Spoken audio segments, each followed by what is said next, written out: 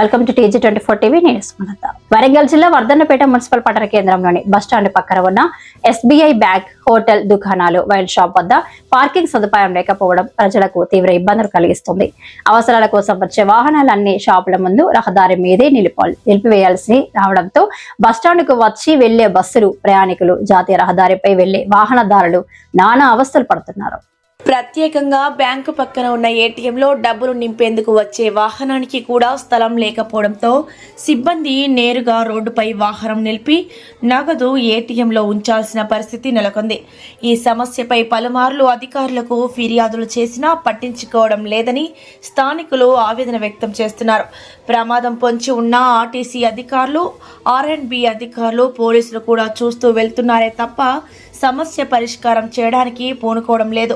ప్రమాదం జరగకముందే సంబంధిత అధికారులు స్పందించి తక్షణమే ట్రాఫిక్ సమస్యను పరిష్కరించాలని ప్రజలు కోరుతున్నారు. Hi, నేను Satyasri. Please do subscribe TG24 TV.